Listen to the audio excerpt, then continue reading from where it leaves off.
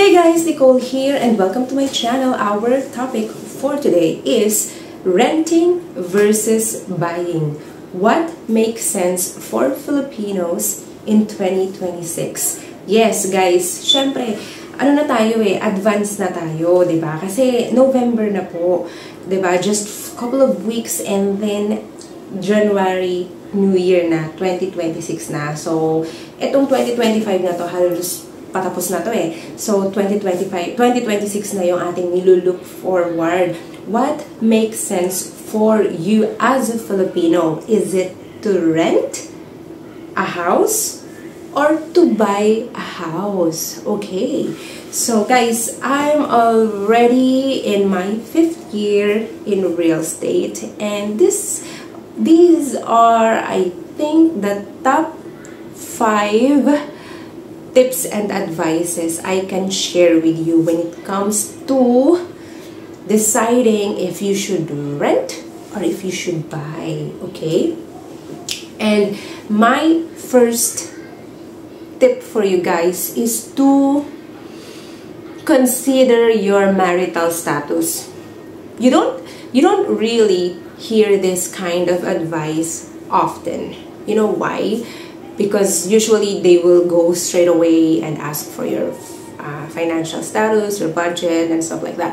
But for me personally, it's very important to consider your marital status. Are you single?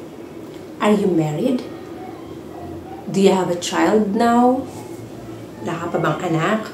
Yung mga ganong bagay, dapat kino-consider natin yan. And the reason is because it's easier for someone who is single pa naman, mag-isa pa lang sa buhay, na mag-rent, tapos mag-focus muna sa pag-grow ng kanyang income or ng kanyang financial status.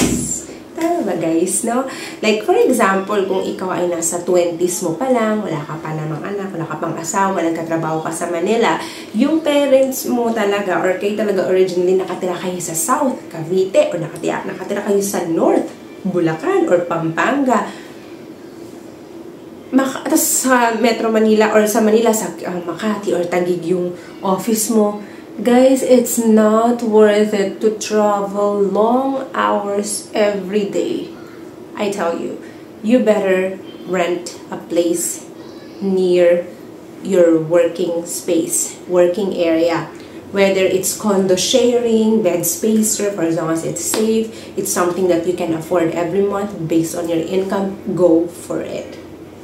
That's the best choice for you.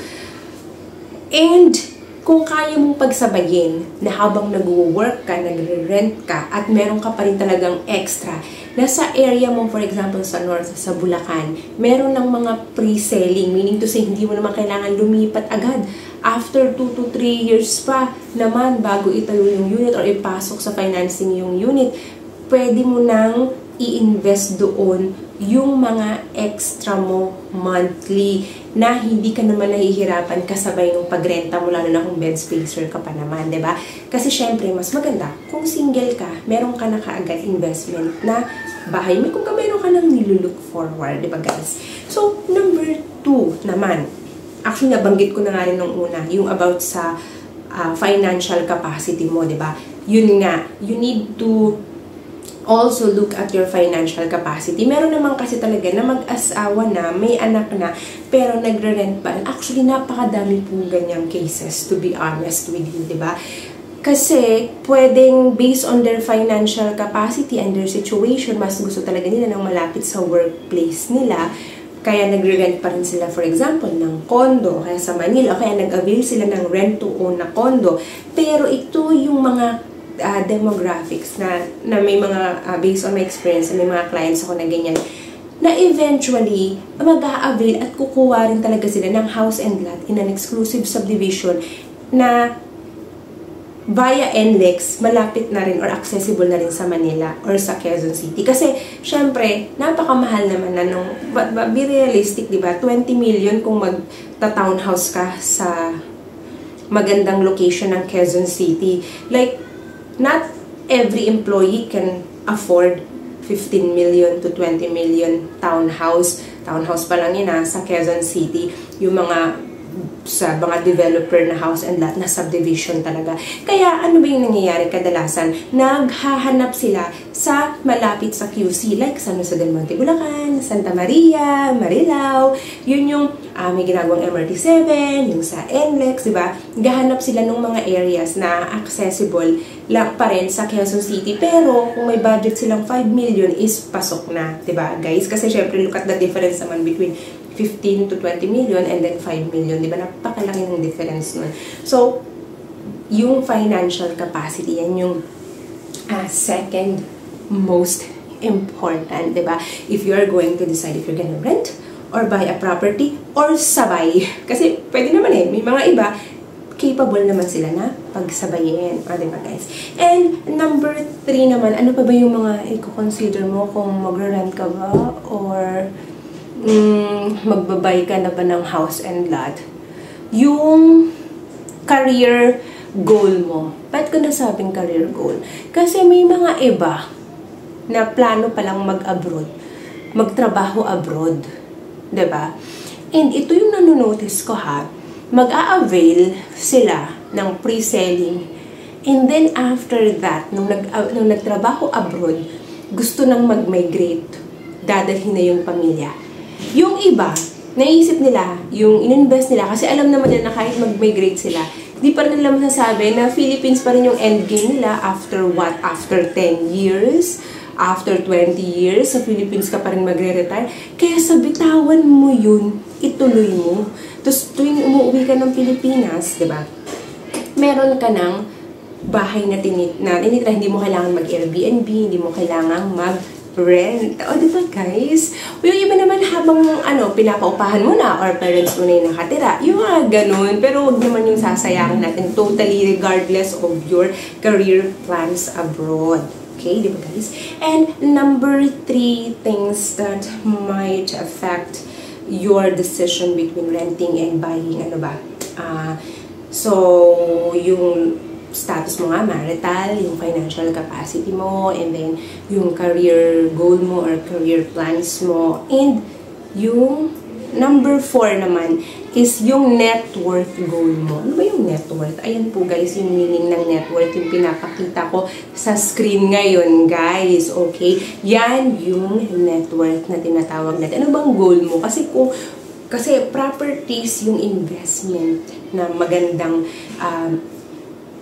i-collect talaga, i-acquire na paisa-isa, padalawa, tatlo, hanggang sa hindi mo na namamalayan ng span of 10 years, ganito na pala karami yung property investments mo, diba? Kung may goal ka na malaking net worth, diba?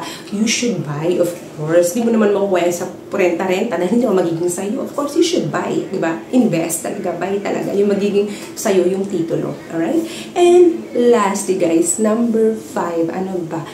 For Filipinos in 2026, rent or buy. And lastly, guys, na medyo baka hindi mo masyadong naiisip ngayon, yung tinatawag nating cultural and political impact. O, diba? Galing ko doon, no? Naisip ko yun. Siyempre, sa panghuli. Kasi alam mo, ito napansin ko Although, syempre, diba, naman sa politika, may mga kanya-kanya naman tayong opinion dyan. Pero pinakamahalaga, respetuhin natin ang opinion at politika ng bawat Pilipino, bawat tao, di ba? Pero ano ba yung ibig ko sabihin dito? Bakit kailangan mong isipin yan between renting and buying? For example, kung ikaw ay nagre-renta lang sa Manila, tapos gusto mo nang bumili, di ba, ng properties, ng house and lot. Tapos kino-consider mo yung political and cultural aspect ng isang lugar. For example, kung ikaw ay tipong gusto ko ang modernization na nangyayari sa Davao City. So, habang nagrerenta ka, kahit nasa Manila ka, nakatira ka dyan, magrenta ka muna hanggat hindi mo pa naman kayang mag-move sa Davao City. Ang gagawin mo pa lang, pwedeng mag-research ka na ako, kaya mag-i-invest ka lang muna doon ng mga pre-selling. Pre-selling talaga yung i-invest mo kasi iniisip mo culturally and I like their policies. Like local government policies, I'll go for Davao City. Okay, ko naman naisip mo, gusto ko talaga yung kultura ng mga Ilocano or ng mga Bicolano or yung mga Kapampangan, cultural and political aspect nila. Diba? Kung saan man yan, minsan ano natin ito, nakakaligtaan natin to, diba guys? Pero ito yung isa sa dapat kino-consider din natin at iniisip din natin kung gusto natin na makapag-decide tayo ng maayos this coming 2026 kung tayo ba ay magrenta muna o bibili na ng property at kung saan ba. O diba guys? I hope meron naman akong kahit paano na i-share sa inyo at may natutunan naman kayo. No? Kahit paano. Pero if you have any questions or if you have any violent reactions sa shinare ko ngayon, comment down below and thank you guys for watching. My name is Nicole. Like and subscribe to my YouTube channel.